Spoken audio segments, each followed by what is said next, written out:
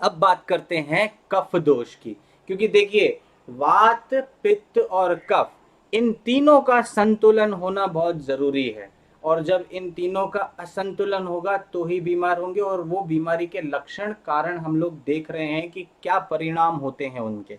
वैसे ही कफ जो है सबसे ज्यादा, जो मिल्क और मिल्क प्रोडक्ट है वो कफ बढ़ाते हैं, इसीलिए अधिकतर लोग जो है दूध और दूध से बनी हुई चीजों को अवॉइड करने के लिए बोलते हैं।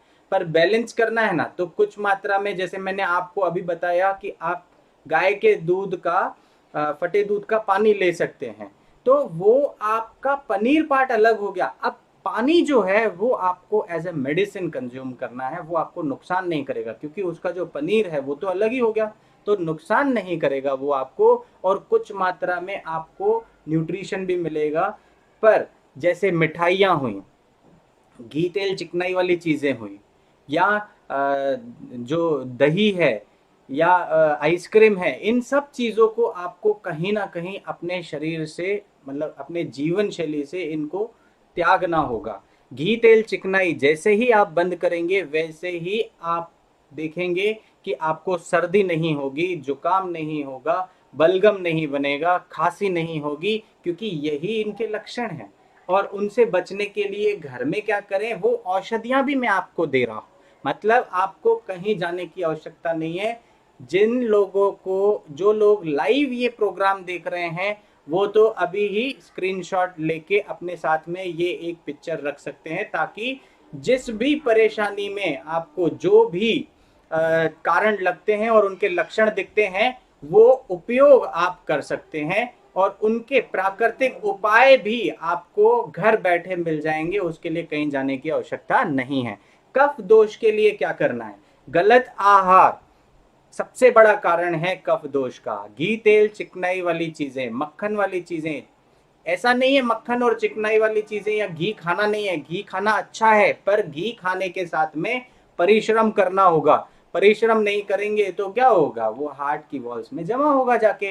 पर परिश्रम करेंगे तो उसको मेटाबोलाइज कर देंगे हम। आजकल सेडेंट्री लाइफस्टाइल होने के कारण कहीं ना कहीं हम अपने जीवन से व्यायाम को तो हमने त्याग दे दिया है, जबकि व्यायाम से त्याग नहीं करना है। व्यायाम तो हमारे शरीर की स्फूर्ति को बढ़ाता है, हमारी रोग प्रतिरोधक क्षमता को बढ़ाता है, और सबसे इंपॉर्टेंट चीज, जब हम व्यायाम करते हैं तो न्यूट्रिशन का और ड्रेनेज का बैलेंस रहता है।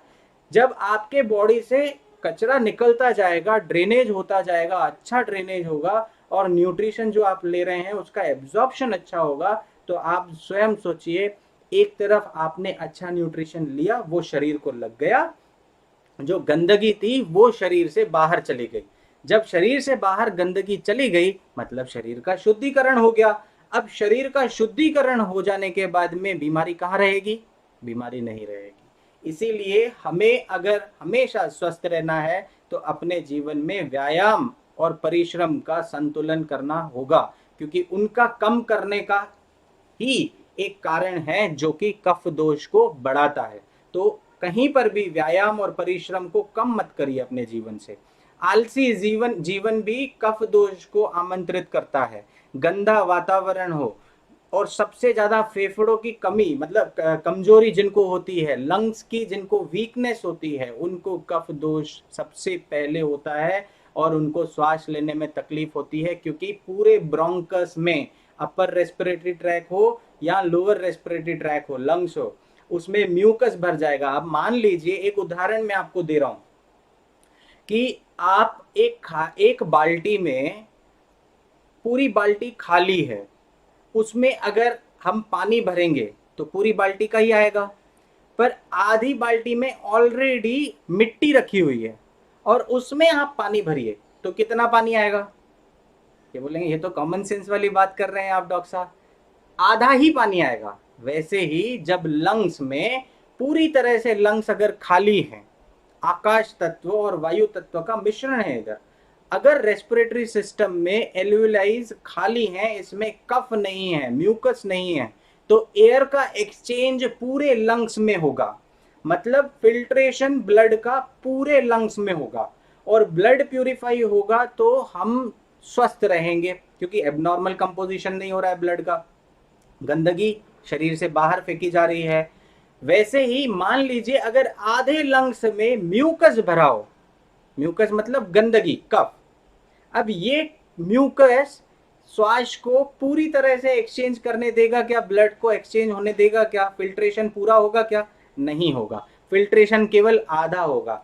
तो आधा ब्लड ही अगर फिल्टर होगा तो उससे परेशानी क्या होगी, उससे परेशानी ये होगी कि शरीर के अंदर विजातीय पदार्थ ज्यादा जमा होते जाएंगे, टॉक्सिन्स एक्यूमुलेशन ज्यादा होते जाएंगे, और जिसके कारण हम बीमार भी होंगे और हमारे शरीर में कहीं ना कहीं रोग प्रतिरोधक क्षमता कम होती जाएगी, जिससे टेम्पररी तो रिलीफ मिल जाएगा मेडिसिन लेने से, पर स्थायी स्वास्थ्य नहीं मिलेगा। स्थायी स्वास्थ्य कैसे मिलेगा, जब घर की चिकित्सा करेंगे, जब आपको ये चीज पता है कि किसी चीज की अगर मेडिसिन नहीं होती है, कोई भी फीवर की या इन्फेक्शन की दवाई नहीं है, तो उस कंडीशन में क्या करा है हमने, हमने होम क्वारंटाइन किया है, अपने आप को घर में ही रखा है, और इम्यूनिटी बढ़ाने के लिए हमने प्रयत्न बहुत सारे करे हैं, जैसे अदरक नींबू पानी शहद लिया, जैसे फटे दूध का पानी लिया। अगर आपने पूरी हमारी ये लॉकडाउन की सीरीज देखी हो तो उसमें हमने आपको अवेयर किया और आपने उस माध्यम से उस चीज को अपनाया भी। जब उस चीज को अपनाया तो क्या हुआ, आपने रोग प्रतिरोधक क्षमता ही बढ़ाई है। तो ये तो आप निश्चित रूप से मान लीजिए कि अगर रोग प्रतिरोधक क्षमता आप अपनी बढ़ा लेंगे तो दुनिया में कोई भी बीमारी आपको रोगग्रस्त नहीं कर सकती है, बिल्कुल नहीं कर सकती, क्योंकि आपका इम्यूनिटी स्ट्रांग है ना। पर अगर इम्यूनिटी ही वीक है, रोग प्रतिरोधक क्षमता ही वीक है, तो कोई भी आसानी से, फिर चाहे वो बाहर से आने वाला टॉक्सिन हो या शरीर के अंदर उत्पन्न हुआ टॉक्सिन हो, वो नष्ट करेगा। तो इसीलिए ये प्राकृतिक अचूक उपाय अगर आप अपनाते हैं तो स्वस्थ रहेंगे। मैंने आपको कारण के बारे में बताया, कफ के लक्षण क्या होते हैं, सर्दी होना, जुकाम होना, नज़ला, खांसी, दमा, फेफड़ों के रोग या फिर प्लूरेसी। मेजर कंट्रीब्यूशन लंग्स हैं, इसको आसानी से समझ लीजिए कि आपके कफ दोष में लंग्स जो हैं वो अफेक्ट हो जाएंगे।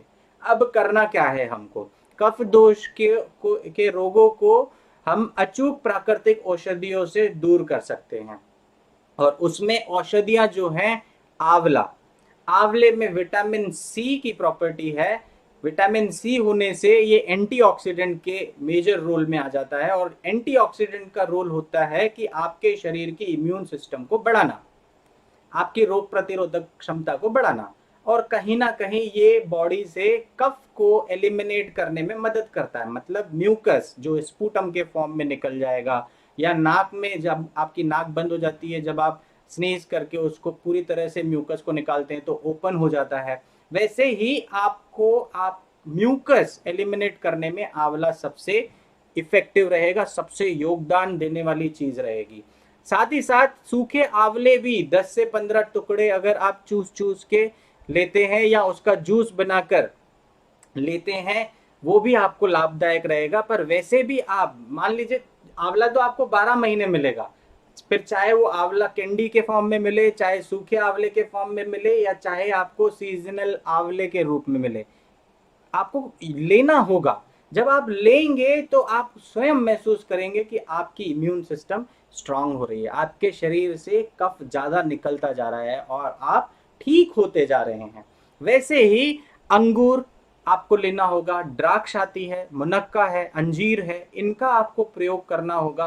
कच्ची पालक, कच्चा प्याज, कच्ची लहसुन, शहद और अमरूद, ये आपके किचन में अवेलेबल हैं। जैसे रूटीन में आप सब्जियां मार्केट से लेके आते हैं, ये दवाइयां आप अपने लिए घर में किचन में लेके ही आते हैं।